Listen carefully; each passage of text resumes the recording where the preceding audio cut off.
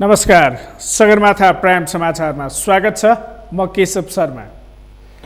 नमस्कार, म प्रसन्न ढुङ्गाना। सगरमाथा प्राइम समाचार सुरु गरौँ अहिलेसम्मका प्रमुख समाचारबाट। सहमति कार्यान्वयन नगरेको भन्दै नेत्र विक्रम चन्दले प्रधानमन्त्री ओलीसँग गरे गुनासो। सहमति कार्यान्वयन गर्न सरकार प्रतिबद्ध रहेको प्रधानमन्त्रीको भनाई। प्रधानमन्त्री पदका लागि आफू लालायित नभएको नेपाली कङ्ग्रेसका सभापति देउबाको भनाई। कङ्ग्रेसले नै नेतृत्व गर्न पर्ने अवस्थामा भने पछि नहट्ने धारणा। सांसद पद गुमेपछि मन्त्रीबाट मुक्त भएका नेता रामबहादुर थापा पुनः गृहमन्त्री नियुक्त। आजै पद तथा गोपनीयताको शपथ। फेरि बढ्यो इन्धनको मूल्य। इन्धनको मूल्यसँगै मूल्य वृद्धि भएपछि सर्वसाधारण मर्कामा जनताको पीडा बुझ्न सरकारलाई सुझाव। र 2020 त्रिकोणात्मक श्रृङ्खलाको आजको खेलमा नेदरल्यान्डको जित, मलेसिया 15 रनले पराजय।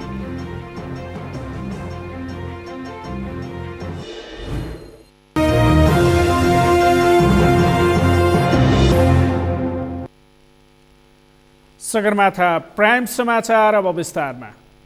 प्रधानमन्त्री केपी शर्मा ओली र नेपाल कम्युनिस्ट पार्टीका महासचिव नेत्र विक्रम चन्द विप्लव बीच भेटवार्ता भएको छ।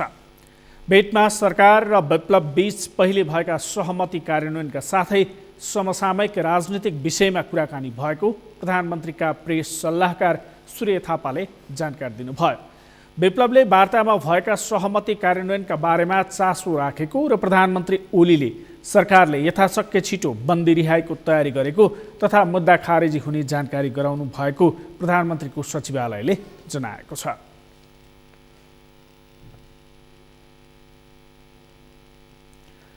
नेपाली कङ्ग्रेसका सभापति शेरबहादुर देउबाले आफू प्रधानमन्त्री पदका लागि लालायत नभएको बताउनु भएको छ। आज आफ्नो निवास बुढा नीलकण्ठमा बोल्दै सभापति देउबाले आफू प्रधानमन्त्री पदका लागि लालायत नभएको बताउनु भएको हो। तर नेपाली कङ्ग्रेसले नै नेतृत्व गर्नुपर्ने राजनैतिक परिस्थिति बनेमा पछि नहट्ने उहाँले बताउनु भयो। नेकपा माओवादी केन्द्रले सरकारलाई दिएको समर्थन फिर्ता नगरेका कारण सरकार बहुमतकै अवस्थामा रहेकाले बहुमतको सरकारसँग निहु नखोज्ने पनि सभापति देउबाले बताउनु भयो।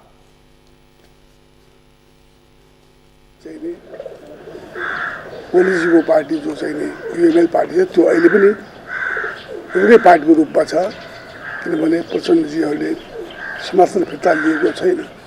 त्यस मानेमा यो पार्टी बहुमतकै सरकार छ। अहिले बहुमतको सरकार भएको बेलामा हामीले चाहिँ अरू कुनै कुरा सोच्ने कुरा छैन। त्यस कारण चाहिँ हामीले बहुमतकै सरकार मानेका छौँ। सभापति देउबाले वर्तमान राजनीति तरल अवस्थामा रहेको भन्दै स्थिति यतै जान्छ भनेर भन्न सक्ने अवस्था नरहेको बताउनु भयो। सर्वोच्च अदालतले संसद पुनर्स्थापना गरिसकेपछि संसदीय व्यवस्था अझै सुदृढ हुने विश्वास सभापति देउबाले व्यक्त गर्नुभयो। नेपाली कङ्ग्रेसको आजका लागि बोलाइएको केन्द्रीय समितिको बैठक स्थगित भएको छ। आगामी महाधिवेशनको आन्तरिक कार्यतालिका हेरफेरका लागि निर्णय गर्न बोलाइएको केन्द्रीय समिति बैठक अन्तिम समयमा आएर स्थगित भएको हो। पार्टी सभापति शेरबहादुर देउबा लगायत सबै केन्द्रीय सदस्य बैठकका लागि केन्द्रीय कार्यालय पुगेको भए पनि बैठक अन्तिम समयमा स्थगित भएको हो। कङ्ग्रेसले आगामी महाधिवेशन भदौमा गर्ने निर्णय गरिसकेको भए पनि आन्तरिक कार्यतालिका अनुसार काम हुन सकेको छैन। क्रियाशील सदस्यता वितरण नवीकरण तोकिएको मितिमा हुन नसकेपछि कङ्ग्रेसले कार्यतालिका हेरफेरका विषयमा छलफल सुरु गरेको छ। तर सहमति हुन भने सकेको छैन। आज बोलाइएको केन्द्रीय कमिटी बैठक अघि पार्टीका शीर्ष नेताहरूका बीचमा छलफल भए पनि बैठक भने भोलि 4 बजे बस्ने गरी स्थगित गरिएको छ। गृहमन्त्री रामबहादुर थापा पुनः नियुक्त हुनुभएको छ। आज साँझ राष्ट्रपति विद्यादेवी भण्डारले शीतल निवासमा आयोजित विशेष समारोहमा बादललाई पद तथा गोपनीयताको शपथ गराउनु भएको हो। मन्त्री थापाले संविधानको धारा 80 बमोजिम मन्त्री पदको शपथ लिएको राष्ट्रपति कार्यालयका प्रवक्ता रूपनारायण भट्टराईले जानकारी दिनुभयो। शपथ ग्रहण समारोहमा प्रधानमन्त्री केपी शर्मा ओली, राष्ट्रिय सभाका अध्यक्ष गणेश प्रसाद तिमिसिना सहभागी हुनुहुन्थ्यो। उपराष्ट्रपति नन्दबहादुर पुन र सभामुख अग्निप्रसाद सापकोटा भने उपस्थित हुनु भएन। नेकपा माओवादी केन्द्रबाट 2074 सालमा राष्ट्रिय सभा सदस्य निर्वाचित भएका थापा एमालेमा लागेपछि माओवादीको कारबाहीको पत्रअनुसार संसद सचिवालयले आज बिहान उहाँको पद रिक्त भएको सूचना मार्फत जानकारी गराएको थियो।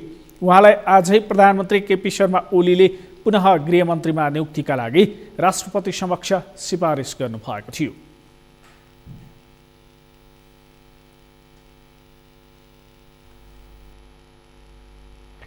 भूमि व्यवस्था सहकारी तथा गरिबी निवारण मन्त्री डाक्टर शिवमाया तुम्बा हाम्फेले भूमिहीनहरूको विवरण सङ्कलन गर्दा राजनीतिक भेदभाव नगर्न भूमि सम्बन्धी समस्या समाधान आयोगका पदाधिकारीहरूलाई निर्देशन दिनुभएको छ। भूमि सम्बन्धी समस्या समाधान आयोगको वार्षिक प्रगति समीक्षा एवं वार्षिक प्रतिवेदन 2077 सार्वजनिक गर्न आज काठमाडौँमा आयोजित कार्यक्रममा बोल्दै मन्त्री तुम्बा हाम्फेले केही स्थानीय तहमा यस्तो समस्या देखिएको गुनासो प्राप्त भएको भन्दै राजनैतिक रूपमा भेदभाव नगरी काम गर्न निर्देशन दिनुभएको हो। स्थानीय तहमा कम्युनिस्ट जित्यो, त्यो कम्युनिस्ट जितेका साथीहरू अथवा त्यस्ता जनताहरूको मात्रै विवरण भराइदिने, यता काङ्ग्रेसको नभराइदिने अथवा अन्य पार्टीको सुकुम्बासी जसले समर्थन गर्छ उसको विवरण नभराइदिने काम पनि भएका छन् भन्ने खालको रिपोर्टहरू मैले सुनिरहेको छु। हामीले यो सुकुम्बासीहरूको समस्या भनेको कुनै एउटा दलको समस्या होइन, यो सबै दलको, सबै नेपाली जनताको, सरकारको समस्यालाई समाधान गर्ने एउटा उद्देश्य हो। तसर्थ हामीले यो आयोगले के ध्यान दिनु पर्यो भने त्यो विवरण भराइरहँदाखेरि यो वा त्यो दलको नाममा कसैको विवरण छुट्नु भएन। त्यो छुट्यो भने पनि गलत हो, त्यो छुट्ने काम पनि हुन हुँदैन भन्ने खालको कुरा चाहिँ यो आयोगले तल स्थानीय तहसम्म यो कुरा सम्प्रेषण, यो सन्देश सम्प्रेषण गर्न जरुरी पर्छ। मन्त्री तुम्बा हाम्फेले सरकार परिवर्तन हुने बित्तिकै आयोगको नेतृत्व पनि परिवर्तन हुन्छ र आफू अनुकूलको सरकार आएपछि मात्रै काम गर्छु भन्ने मानसिकता नबनाउन पनि निर्देशन दिनुभयो। कार्यक्रममा भूमि सम्बन्धी समस्या समाधान आयोगका अध्यक्ष देवी प्रसाद गेवालीले केही पालिकाहरूमा आफू अनुकूलको सरकार आएपछि मात्रै काम गर्ने मनसाय रहेकाले समस्या भएको बताउनुभयो। इङ्कित गर्नुभएको छ, इन्टेन्सन छ, यो आयोग हट्छ जान्छ, त्यसपछि हाम्रो सरकार आउँछ, अनि आएपछि अनि बल्ल गरौँला अहिले किन गर्ने र भन्ने ढङ्गका केही पालिकाहरू, मेरो विक्रमजीले भर्खरै बाँकेको एउटा पालिकाको त्यो भर्खरै मलाई रिपोर्ट गर्नुभएको छ। यस्तै गरी देशका थोरै पालिकाहरू सब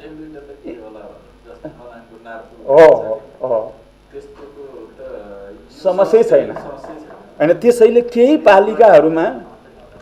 पालिकाहरूमा जो समस्या छैन त्यसले उसले गर्नै परेन। एक केहीको थोरैको राजनीतिक यो भिन्नताका हिसाबले पनि उहाँहरू आइरहनु भएको छैन। आयोगको वार्षिक प्रतिवेदन अनुसार देशभर 4,06,502 जना भूमिहीन दलित र भूमिहीन सुकुम्बासीको सङ्ख्या रहेको छ।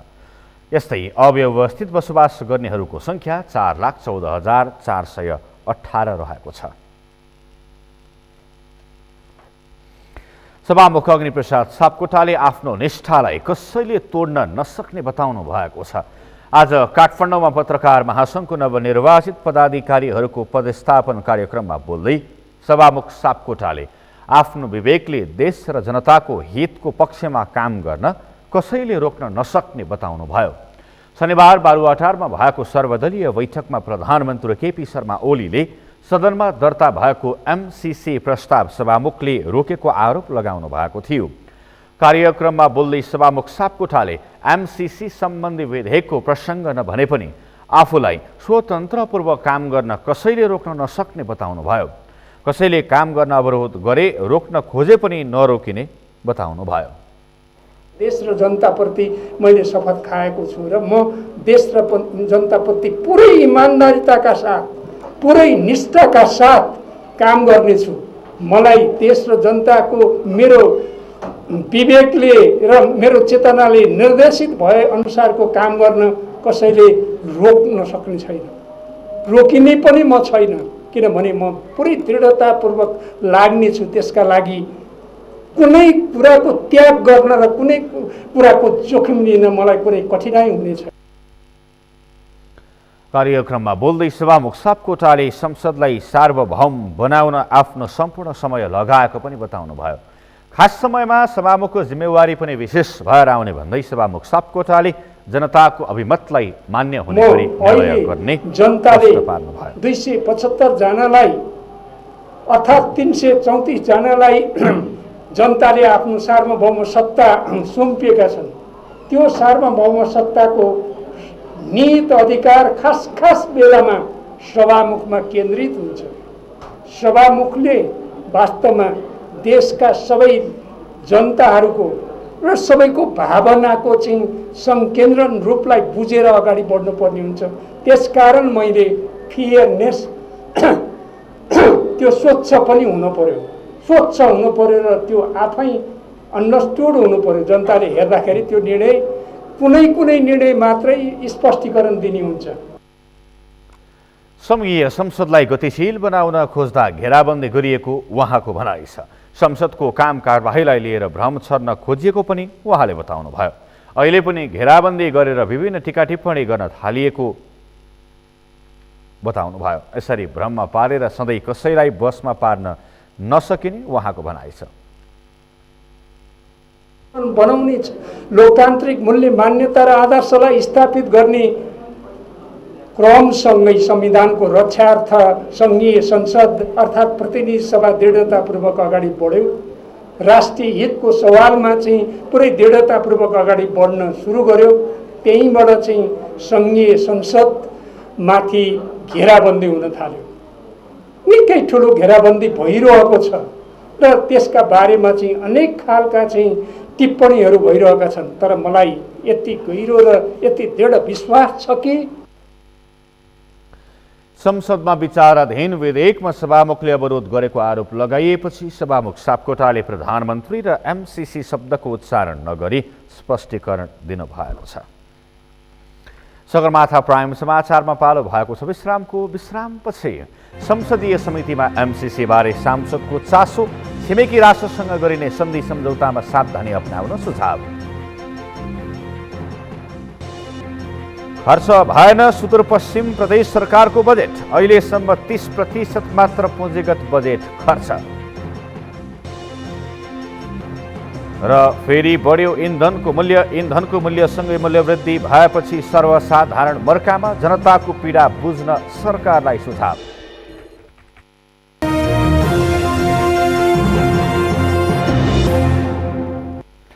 विश्रामपछि सगरमाथा प्राइम समाचारमा पुनः स्वागत छ। अब बाँकी समाचार।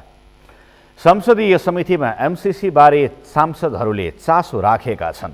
प्रतिनिधि सभाको अन्तर्राष्ट्रिय सम्बन्ध समितिले नेपालको परराष्ट्र नीतिबारे परराष्ट्र मन्त्री प्रदीप ग्यवालीसँग गरेको छलफलमा सांसदहरूले एमसीसी बारे सांसदहरूलाई स्पष्ट पार्न माग गरेका छन्। नेपाली कांग्रेसका सांसद दिव्यमणि राजभण्डारी र नेकपा एमालेका सांसद मोहन बानियाले नेपाल सरकारले गर्ने सहमति सम्झौताबारे स्पष्ट जानकारी दिन माग गरेका हुन्। विगतमा गरिएका सन्धि सम्झौताले नेपाललाई दूरगामी असर गर्ने भएकाले सचेत रहन सुझाव दिएका छन्। नेकपा एमालेका सांसद बानियाले छिमेकी राष्ट्रसँग गरिने सन्धि सम्झौतामा झन सावधानी अपनाउन पर्ने बताउनुभयो। देशलाई हानि पुर्याउने यो परराष्ट्र नीति भनेको चाहिँ के छ भन्दाखेरि जुन सरकार भयो अनि त्यो सरकारको पालामा अलि लोयल भइदिने, अलिक कम हुँदाखेरि के छ भन्दाखेरि यो समग्र देशलाई नै घाटा हुन्छ। यस्तै बैठकमा सहभागी हुनुभएका परराष्ट्र मन्त्री प्रदीप कुमार ग्यवालीले एमसीसी बारे स्पष्ट जवाफ नदिए पनि सन्धि सम्झौता गर्दा नेपालको सर्वोपरि हितलाई ध्यान दिएको बताउनुभयो। हाम्रो राष्ट्रिय हित सबभन्दा ठुलो स्कुल अफ थट हो भन्ने म ठान्छु। नेपालको राष्ट्रिय हित जे कुराले गर्छ त्यसैलाई फलो गरौँ हैन। त्यसो गर्दा अब हामी अहिले मार्क्सिस्ट स्कुल अफ थट भनौँला, भोलि सरकार परिवर्तन होला हैन, त्यो मिल्दैन। त्यसकारणले गर्दा नेपालको राष्ट्रिय हितलाई केन्द्रबिन्दुमा राखेर हाम्रा फरेन पोलिसीहरू डिजाइन गर्नु। समितिले नेपालको परराष्ट्र नीतिबारे सबै पक्षसँग श्रृङ्खलाबद्ध छलफल गर्ने भएको छ। प्रतिनिधि सभा अन्तर्गतको उद्योग तथा वाणिज्य र श्रम तथा उपभोक्ता हित समितिले सामाजिक सुरक्षा कोषले हालसम्म गरेको आम्दानी तथा खर्चको विवरण लिखित रूपमा पेश गर्न सरकारलाई निर्देशन दिएको छ।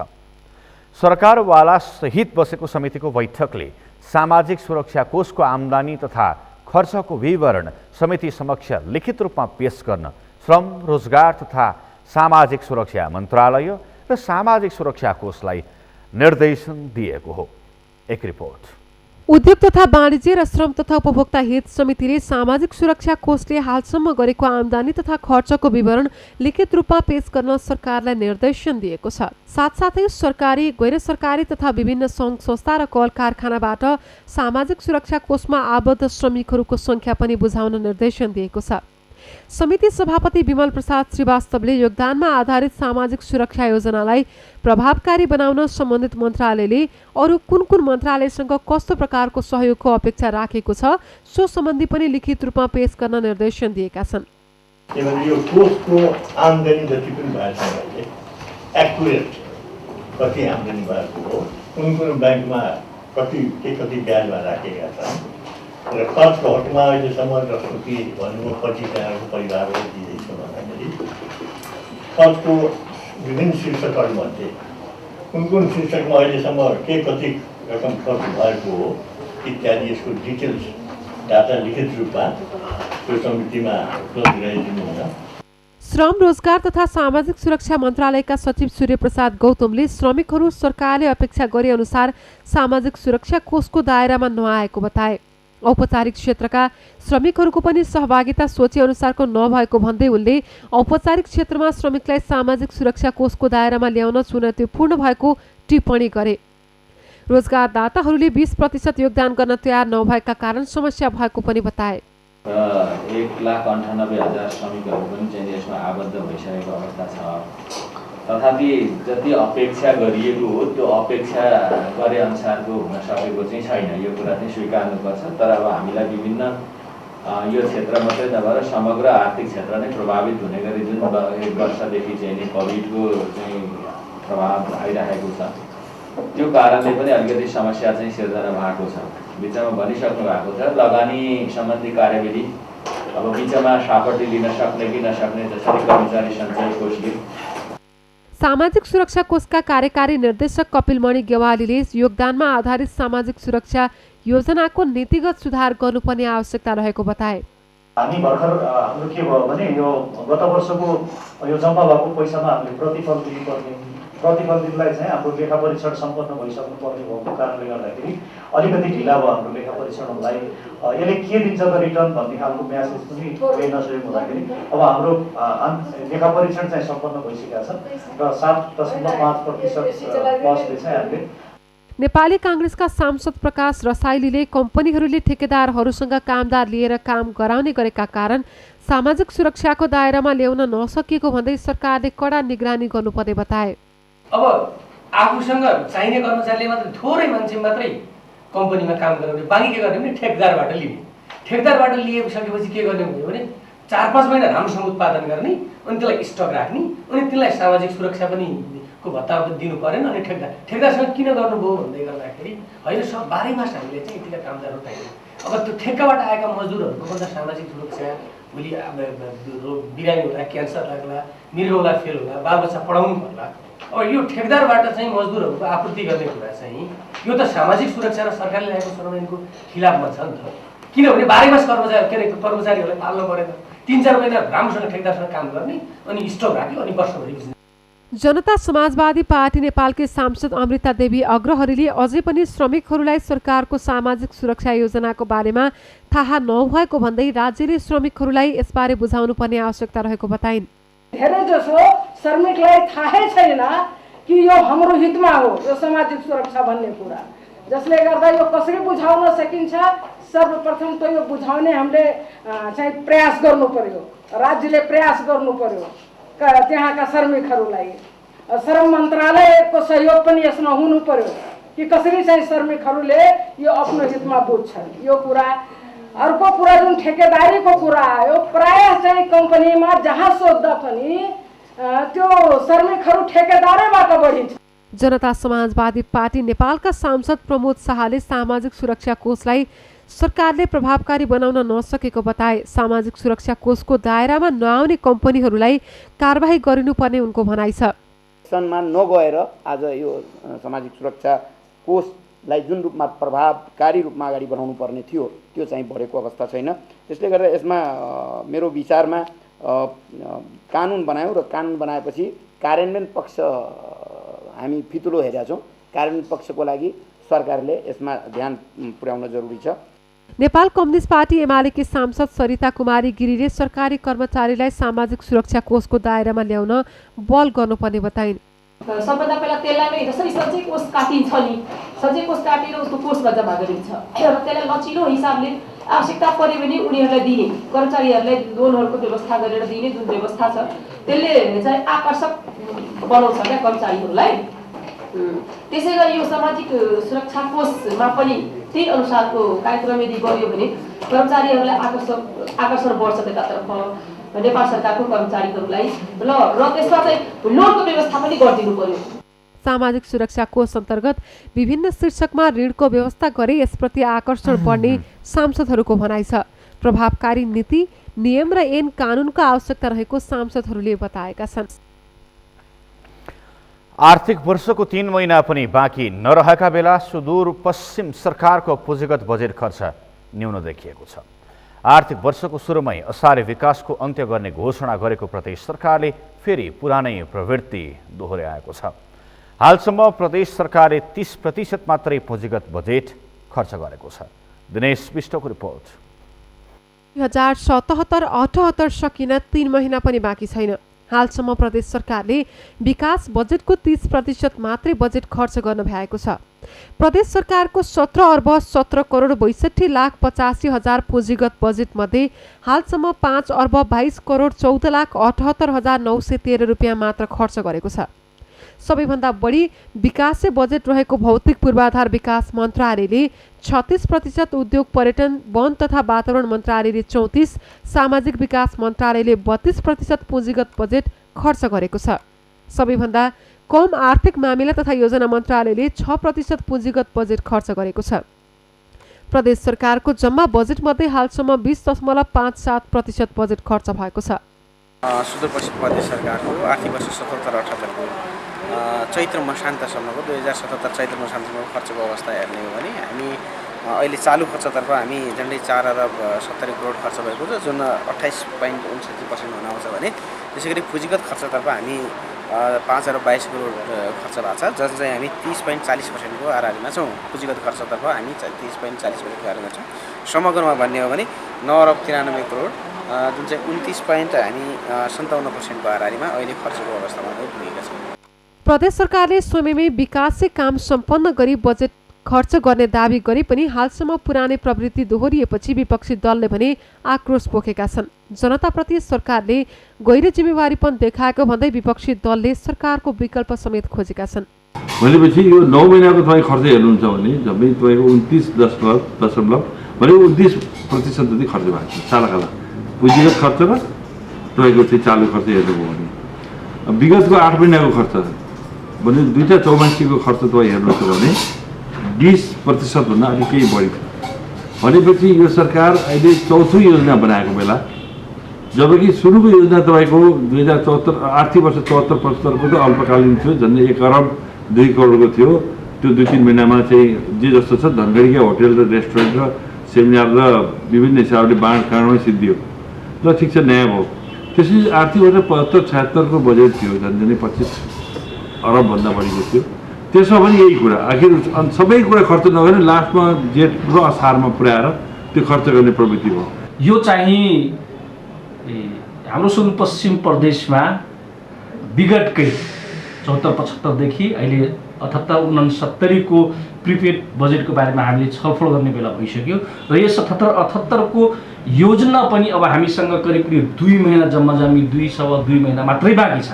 अहिलेसम्म हामी हेऱ्यौँ भने कुनै पनि प्रदेश सरकारले जुन योजना जुन 77-78 लागि भनेको थियो कुनै पनि योजना सम्पन्न भएको छैन, केही सुरुवात मात्रै भएको छ र यसरी समय हेर्दाखेरि चाहिँ यसले पनि चाहिँ विगतकै दिन जस्तै फेरि नदोहोरियोला भन्ने चाहिँ सकिन्न हेर्नु। अब यो 2 महिनामा के गर्छ यो सरकारले?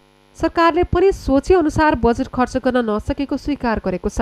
विगतका वर्षहरूमा कर्मचारी अभाव तथा कानुनी जटिलताका कारण खर्च नभएको देखाउने प्रदेश सरकारले यस वर्ष पनि सोही कारण देखाएको छ। झन् यस वर्ष खर्च कम हुनुमा देशको राजनीतिक उतार चढावले पनि प्रभाव पारेको सरकारको भनाइ छ।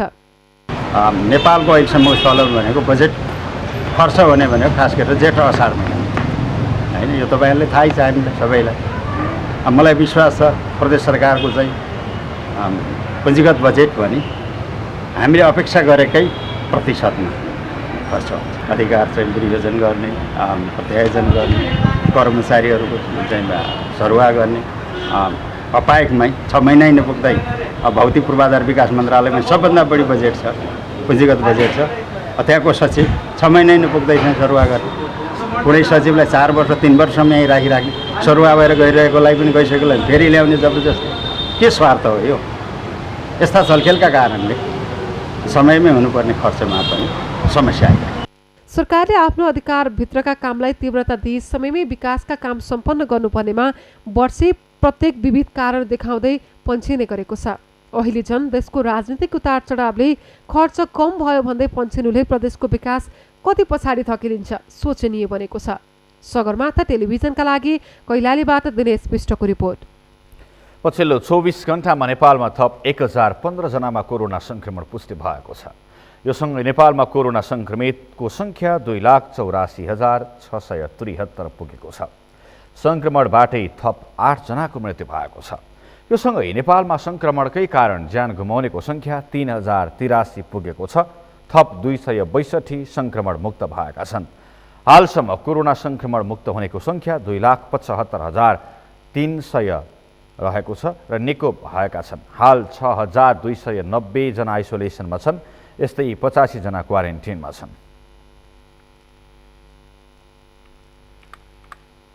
नेपाल आयल निगमले पेट्रोलियम पदार्थको मूल्य फेरि बढाएपछि आम सर्वसाधारण मर्कामा परेका छन्। जनताको ढाडै सेकिने गरी पटक पटक गरिने मूल्य वृद्धिप्रति उनीहरूले आपत्ति जनाएका छन्। निरा राणा भाटको रिपोर्ट। नेपाल आयल निगमले पेट्रोल, डिजेल र मट्टीतेलमा शनिबार रातिदेखि लागू हुने गरी प्रति लिटर 1 रुपैयाँ मूल्य बढाएको छ। महिनै पछि मूल्य वृद्धि भएपछि उपभोक्ता मर्कामा परेका छन्। यो भाउ बढ्दा त अब सबैलाई असर पर्छ नै। अब त्यसमा चाहिँ स्पेसल्ली अब हामीले जति पेट्रोल राख्न पाउँथ्यौँ र जति हामी किलोमिटर गुडाउन पाउँथ्यौँ महिनाभरिमा त्योभन्दा अब अलिक घट्ने हो खासमा। तर दिनकै 1000 लिटर 2000 लिटर 5000 लिटर चलाउनेहरूलाई त फरक पर्ला। एकदम छोटो छोटो समय बढिरहेछ। बुझ्नु भएन कि हामी सर्वसाधारणले एउटा बाइक स्कुटीसम्म सर्वसाधारणले चढेर हिँड्न सक्ने छौँ। त्यस कारणले गर्दा छोटो छोटो समयमा चाहिँ के कारणले कसरी बढिरह्यो पेट्रोलियम पदार्थको मूल्य। कोरोनाको टाइममा बढाएको छ होइन हजुर। कोरोना यसरी चाहिँ देखिरहेको छ, सङ्क्रमित भइरहेको छ। तर यो बेलामा पेट्रोलियम पदार्थको होइन हरेक चिजको मूल्य बढिरहेछ।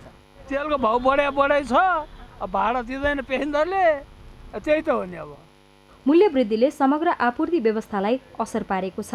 तर नेपाल आयल निगमका अधिकारीहरू यसलाई स्वीकार्दैनन्। महिनै पछि इन्धनको मूल्य बढ्दा उपभोक्ताको भान्सा महँगिएको छ। ढुवानी भएर आउने सबै सामग्री महँगिँदा उपभोक्ता मारमा छन्। तर जनताका लागि काम गरेको बताउने सरकार महँगी बढ्दा समेत सहुलियत दिने विषयलाई बेवास्ता गरिरहेको छ। महँगी बढ्दो सहुलियतका कार्यक्रम ल्याउनु पर्नेमा जनताबाटै मूल्य असुलीमा लाग्नु सरकारी गैर जिम्मेवारीको पराकाष्ठा भएको अधिकार कर्मीहरूको आरोप छ।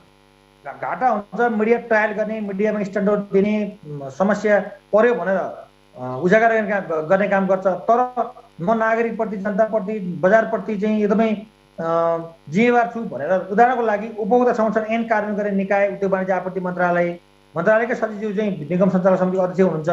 अहिले बजारमा के छ भने विभिन्न क्षेत्रका वस्तु र सेवाको मूल्य बढ्यो भनेर हामी अधिकार कर्मीहरूले बहस गर्दै गर्दा ती क्षेत्रका व्यक्तिहरू सरकारको स्वामित्वमा रहेको नेपाल आयल निगमले त महिना 3 पल्ट बढाउँछ, त्यसमा नबोल्ने, उसलाई अन्तर्राष्ट्रिय बजारको नियम लागू हुने, हामीलाई लागू हुँदैन भनेर व्यवसायीहरूले यसलाई गलत हिसाबले गलत नजिकको रूपमा प्रस्तुत गर्ने काम गरिरहेका छन्। त्यसबाट पनि सरकार चाहिँ के हो भने नागरिकप्रति जिम्मेवार बन्नको निमित्त पनि यो जुन हिसाबले मूल्य बढाइरहेको छ, जसरी मूल्यलाई मात्रै बढाउने काम गरेको छ, अन्य कुराहरूलाई गाउन ठानेको छ, यसमा चाहिँ सरकार जिम्मेवार बन्नुपर्छ। आइतबारदेखि लागू भएको मूल्य अनुसार पेट्रोलको मूल्य प्रति लिटर 121 तथा डिजेल र मट्टीतेलको 104 रुपैयाँ पुगेको छ। निगमले आन्तरिक उडानको लागि प्रयोग गरिने हवाई इन्धनको मूल्य 2 रुपैयाँ प्रति लिटरले वृद्धि गरेर 76 रुपैयाँ कायम गरिएको छ। एलपी ग्यास तथा अन्तर्राष्ट्रिय उडानको लागि प्रयोग गरिने हवाई इन्धनको खुद्रा बिक्री मूल्य भने हाललाई यथावत नै राखिएको निगमका प्रवक्ता विनित मणि उपाध्यायले जानकारी दिए। मूल्य समायोजनपछि पनि निगमलाई पेट्रोलमा प्रति लिटर 6 रुपैयाँ 72 पैसा र डिजेलमा प्रति लिटर 44 पैसा घाटा छ। ग्यासमा प्रति सिलिन्डर 418 रुपैयाँ 47 पैसा घाटा भई 15 दिनमा 70.66 करोड घाटा हुने उपाध्यायले बताए। सो घाटा रकम मूल्य स्थिरीकरण कोष तथा निगमको सञ्चित नाफाबाट व्यवस्थापन गरिने उनले बताए। अहिले हाम्रो हिजो राति 12 बजेदेखि लागू हुने गरिकन पेट्रोल डिजल मट्टितेलमा 1-1 रुपैयाँ र हवाई इन्धन आन्तरिकतर्फ 2 रुपैयाँ वृद्धि भएको। निगमको अहिले पछिल्लो समय जुन यो पछिल्लो 3-4 महिनाको अवधिमा करिब हामी 6-7 अर्ब रुपैयाँ 7 अर्ब चान्सुन जति अहिले हामीले फाइनल डाटा त हाम्रो निस्किसकेको छैन, तर मोटामोटी एउटा आँकडाको विषयमा चाहिँ हामीले हेर्दाखेरि 6-7 अर्ब रुपैयाँ चाहिँ हामी अहिले घाटामै छौँ होइन पछिल्लो 3-4 महिनाको अवधिमा। र यो हामीले कसरी मेकअप गरिरहेको छौँ भने यो हाम्रो मूल्य स्थिरीकरण कोष भन्ने छ, त्यो मूल्य स्थिरीकरण कोषमा भएको रकम र विगतमा हाम्रो जुन एउटा सञ्चित नाफा थियो त्यसबाट चाहिँ हामीले यो घाटाहरू मेकअप गरेर अगाडि बढिरहेछौँ होइन। स्टकको अवस्था राम्रो छ र बिक्री वितरणको अवस्था पनि राम्रो छ, त्यसमा कुनै समस्या छैन। यसअघि गत चैत 22 गते पनि निगमले पेट्रोलियम पदार्थको मूल्य बढाएको थियो। सगरमाथा टेलिभिजनका लागि क्यामेरामा केशव तिमल सिन्हाका साथमा निरा राणाभाट, काठमाडौँ। राष्ट्रिय सभाका अध्यक्ष गणेश प्रसाद तिमिल सिन्हाले लुम्बिनी विकास गुरु योजनालाई परिष्कृत गर्नुपर्ने बताउनु भएको छ। आज आफ्नो स्पेन भ्रमणको सम्बन्धमा जानकारी दिन आयोजित पत्रकार सम्मेलनमा बोल्दै अध्यक्ष तिमिल सिन्हाले लुम्बिनी विकास गुरु योजना पुरानो भइसकेको र धेरै कुरामा परिवर्तन आइसकेको भन्दै लुम्बिनी विकास गुरु योजनामा नयाँ कुरा थप गर्नुपर्ने बताउनु भएको हो। काउन्टर अथवा कम्पिटिसनको विषय होइन, त्यसकारण यतातिरका हाम्रा त अहिलेसम्म हेऱ्यो भने पुराना लुम्बिनी गुरु योजना मात्र होइन, बेलम्चीकै कुरा गर्नु भने कति एउटा बेलम्ची खानेपानीको त यति कति वर्षपछि आयो। तर जोस् अब के हामी अलिकति अपेक्षा गरौँ भने अहिले बिचमा राजनीतिक अलिकति अस्थिरता केही हुन थालेको छ, तैपनि विगतदेखिका चाहिँ रहेका एउटा क्रोनिकको रूपमा रहेका योजनाहरू पनि अब सम्पन्न हुँदै अलिक गतिमा पनि गएको छ। अहिले नयाँ नयाँ एग्रिमेन्ट भएका स्मूथली गएका पनि छन्, पुरानालाई चाहिँ केही हामी नयाँ ढङ्गले लाँदैछौँ र लुम्बिनी गुरु योजना पनि धेरै जसो त्यो सकिएको छ, केही बाँकी छ। त्यसलाई घचाउने काममा म अध्यक्ष भएपछि म 4-5 पटक लुम्बिनी पुगेको छु, त्यहीँभित्रै बसेको छु र त्यहाँका पदाधिकारीहरूलाई अरूलाई छिटो गराउने कुरामा अभिप्रेरित गराउने वातावरण बनाउने। अब मेरो भूमिका त अब अभिप्रेरित गराउने न हो, कुनै कार्यकारी भूमिकाको हिसाबले मैले गर्नेहरू छैन। यो खालको सरकारलाई मन्त्रीलाई सरकारको तर्फबाट मन्त्रीलाई भन्नुपर्ने कुरा, सचिवहरूलाई गुरु योजना अब लुम्बिनी विकास कोषका पदाधिकारीहरूलाई अझ त्यहाँ यो ढङ्गले गुरु योजनाले अझै समेटेका छन्। मैले त भनिरहेको छु त्यो गुरु योजना पुरानो भइसक्यो, अब त्यस्तो पुरा गरौँ र नयाँ अझ थप गर्नुपर्छ। अब राष्ट्रिय सभा अध्यक्ष तिमिल सिन्हाले स्पेनमा बन्न लागेको लुम्बिनीले शान्तिको खोजी गर्न बुद्ध जन्मभूमिमा जानुपर्छ र शान्तिको दीप प्रज्वलन नेपालबाट भएको रहेछ भन्ने कुराहरू विश्वलाई आकर्षित गर्ने विश्वास व्यक्त गर्नुभयो। स्पेनमा संरचना बन्न साथ सबै त्यहीँ जान्छन् भन्ने नरहेको अध्यक्ष तिमिल सिन्हाले बताउनुभयो। पूर्व पश्चिम राजमार्ग अन्तर्गत नवलपरासी स्थित दाउन्नेमा भएको बस दुर्घटनामा परि घाइते भएका मध्ये 3 जनाको मृत्यु भएको छ। दुर्घटनामा घाइते भएका मध्ये 2 महिला र 1 पुरुषको उपचारका क्रममा मृत्यु भएको हो। दुर्घटनामा परि घाइते भएका 31 मध्ये 3 जनाको उपचारका क्रममा मृत्यु भएको जिल्ला प्रहरी कार्यालय नवलपुरका प्रहरी नायब उपरीक्षक दिलीप कुमार गिरीले बताउनुभयो। दुर्घटनामा परि मृत्यु हुनेमा इलाम बस्ने 25 वर्षीय धनु दर्लामी, मकवानपुर बकाया गाउँपालिका 5 घर भई हाल विनय त्रिवेणी गाउँपालिका 2 गुम्बामा बस्ने 57 वर्षीय ज्यामो हिसे छमो ग्याल्मो र चितवन भरतपुर महानगरपालिका 25 बस्ने 72 वर्षीय हिमलाल नेउपाने रहेका छन्। अन्य घाइतेको भने भरतपुर तथा नवलपुरका विभिन्न अस्पतालमा उपचार भइरहेको उहाँले बताउनुभयो। नवलपुरको विनय त्रिवेणी गाउँपालिका 2 दाउन्नेमा बुटवलबाट नारायणगढका लागि छुटेको ना 5 ख 7000 नम्बरको यात्रुवाहक बस आफै अनियन्त्रित भई सडकबाट 2 मिटर तल खसेको थियो। बसमा भएका सबै घाइते भएका थिए। सडकबाट तल भिरमा बस खसेकाले घाइतेको उद्धारमा समेत कठिनाइ भएको थियो। जिल्ला प्रहरी कार्यालय र इलाका प्रहरी कार्यालय दुम्कीबासको प्रहरी टोलीले घाइतेको उद्धार गरेको थियो। लुम्बिनी प्रदेशका 12 जिल्लाका पालिकासम्म यातायात पहुँच विस्तार गर्न 240वटा पक्की पुल निर्माण प्रक्रिया अघि बढाइएको छ। प्रदेश सरकारले प्रदेश सडक यातायात गुरुयोजना तयार गरी आफ्नो मातहतमा रहेका सडकमा 12 महिना यातायात सञ्चालन गर्न आवश्यक पर्ने पक्की पुल निर्माण थालेको हो। पाल्पाबाट किरण कौशलको रिपोर्ट। लुम्बिनी प्रदेशका सबै पालिकामा 12 महिना नै यातायात चल्ने उद्देश्यले 240वटा पक्की पुल निर्माण प्रक्रिया अघि बढाइएको छ। त्यसमध्ये गत चैतसम्म 154वटा पुल निर्माणको लागि ठेक्का लगाइसकिएको छ। असार मसान्तसम्म थप 16वटा पुल निर्माणको ठेक्का प्रक्रिया हुनेछ भने बाँकी 70वटा पुल आर्थिक वर्ष 2078-79 DPR तयार हुनेछ। यस आर्थिक वर्षमा बन्ने पक्की पुल निर्माणका लागि 1 अर्ब 43 करोड विनियोजन गरिएको भौतिक पूर्वाधार विकास मन्त्रालय लुम्बिनी प्रदेश यातायात पूर्वाधार निर्देशनालयका निर्देशक विमार्जुन पाण्डेले बताए। प्रदेश सरकारबाट यो मुख्य सडकहरूमा पर्ने सडक पुलहरूको सन्दर्भमा निकै नै योजनाबद्ध तरिकाले सडक पुलहरूको निर्माण तथा योजना बनाउने काम अगाडि बढिरहेको छ। अहिलेको यो वर्ष मात्रै 154वटा पुलहरू विभिन्न जिल्लाका जिल्ला स्तरीय सडकहरू र प्रदेश स्तरीय विशेष गरी प्रदेश स्तरीय सडकहरू पहिला हामी यसको प्रदेश यातायात गुरुयोजनाको प्रारम्भिक एउटा योजना बनाइसकेका छौँ। त्यही योजना अन्तर्गतका सडकहरूमा पर्ने 154वटा पुलहरू अहिले बनिरहेको अवस्था छ। प्रदेश सरकारले रूपन्देहीमा 22, नवलपरासीमा 13, कपिलवस्तुमा 16, पाल्पामा 15, गुल्मीमा 11, अर्घाखाँचीमा 9, दाङमा 17, बाँकेमा 13, बर्दियामा 14, प्युठानमा 12, रोल्पामा 7 र रुकुम पूर्वमा 5वटा पुल निर्माण थालेको छ।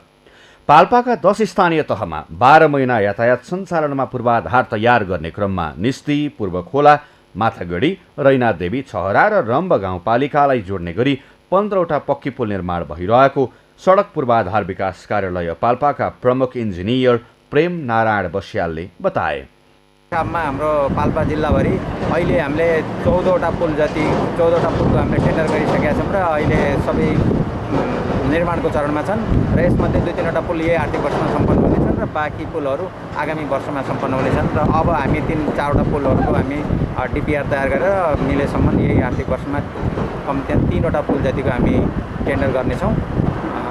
यसले गर्दाखेरि हाम्रा सबै पाल्पामा भएका 10वटै पालिकाहरूमा 12 महिना यातायातको सहज पहुँच पुग्ने हामीले अपेक्षा लिएका छौँ। सडक सञ्जालको विस्तारमा पक्की पुल बिना सम्भव नभएकाले प्रदेश सरकारले पक्की पुलहरूमा जोड दिएको छ।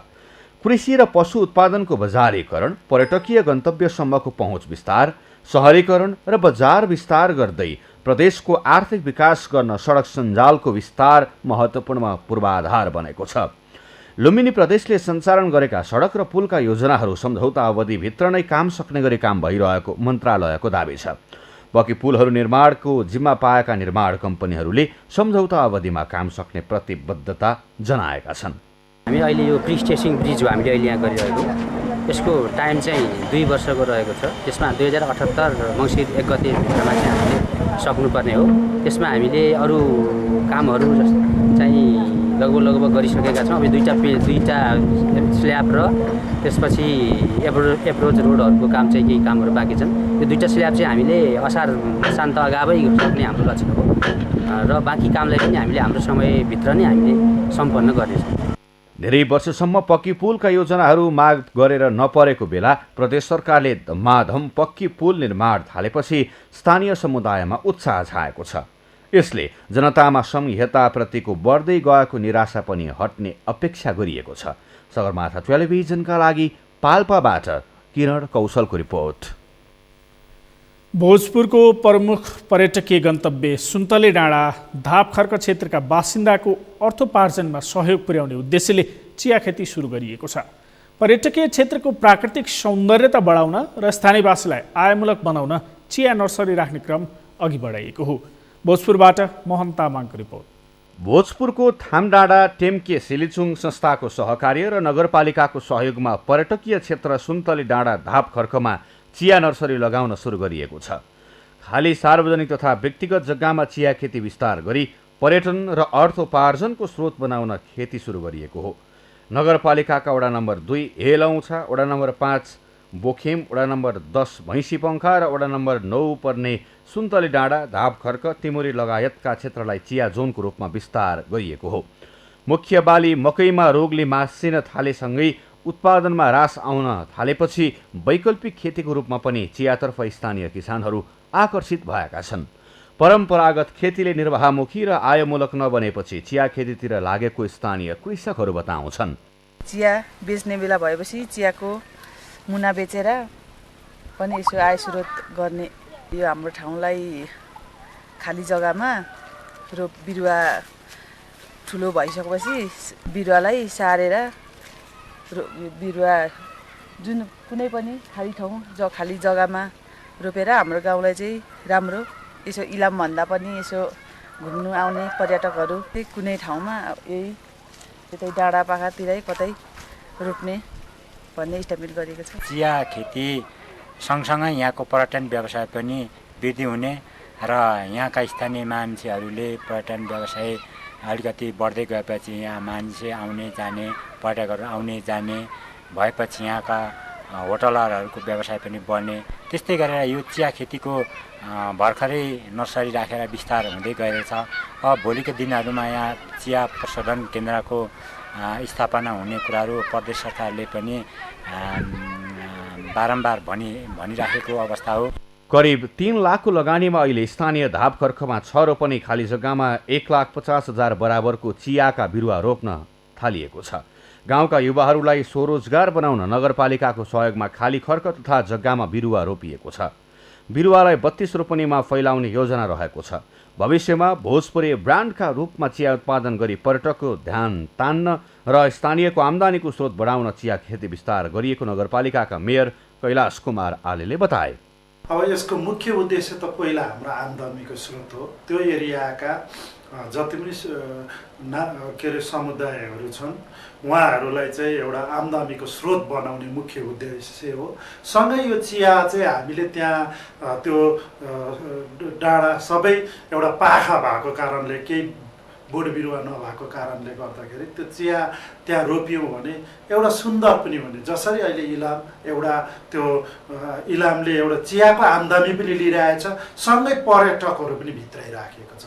र हाम्रो चाहिँ खालि धेरै डाँडा त्यो धापखर्का डाँडा भएको कारणले गर्दाखेरि यसलाई चाहिँ अहिले हामीले टिटिएससँग के अरे सल्लाह गरेर जुन हामीले 1.5 लाख बिरुवा छ त्यो सम्पूर्ण त्यो बिरुवाको चाहिँ बजेट पनि हामीले नै विनियोजन गरिदिएको। वर्षौंदेखि खाली रहेका जग्गामा चिया खेती गरी आन्तरिक तथा बाह्य पर्यटनलाई टेवा पुर्याउँदै स्थानीय स्तरलाई आयमूलक बनाउन पनि चिया विस्तार गरिएको हो। स्थानीय सरकारको हैसियतले नगर क्षेत्रमा चिया जस्तै अन्य आयमूलक स्वरोजगार कार्यक्रमलाई प्रोत्साहन गर्दै लगिने नगरपालिकाले जनाएको छ। सगरमाथा टेलिभिजनका लागि भोजपुरबाट मोहन तामाङको रिपोर्ट।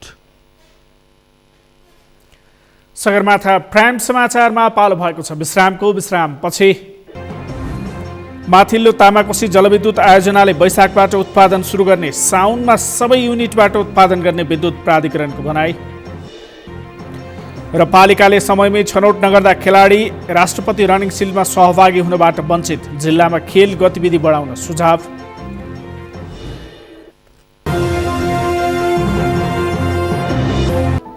यो सँगै हामी सगरमाथा प्राइम समाचारको अन्त्यमा छौँ। अन्त्यमा प्रमुख समाचार फेरि एकपटक। सहमति कार्यान्वयन नगरेको भन्दै नेत्रविक्रम चन्दले प्रधानमन्त्री ओलीसँग गरे गुनासो, सहमति कार्यान्वयन गर्न सरकार प्रतिबद्ध रहेको प्रधानमन्त्रीको भनाई। प्रधानमन्त्री पदका लागि आफू लालायित नभएको नेपाली कांग्रेसका सभापति देउबाको भनाई, कांग्रेसले नै नेतृत्व गर्न पर्ने अवस्थामा भने पछि नहट्ने धारणा। सांसद पद गुमेपछि मन्त्रीबाट मुक्त भएका नेता रामबहादुर थापा पुनः गृहमन्त्री नियुक्त, आजै पद तथा गोपनीयताको शपथ। फेरि बढ्यो इन्धनको मूल्यसँगै मूल्य वृद्धि भएपछि सर्वसाधारण मर्कामा, जनताको पीडा बुझ्न सरकारलाई सुझाव। र 2020 त्रिकोणात्मक श्रृङ्खलाको आजको खेलमा नेदरल्यान्डको जित, मलेसिया 15 रनले पराजित।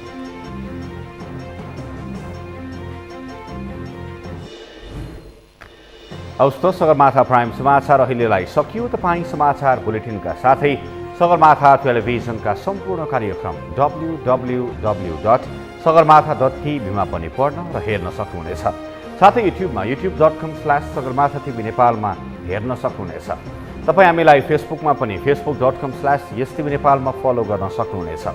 समाचारको शिखर, नेपालको गौरव, नेपालको पहिलो न्युज च्यानल सगरमाथा टेलिभिजन हेर्दै गर्नुहोला। नमस्कार। नमस्कार।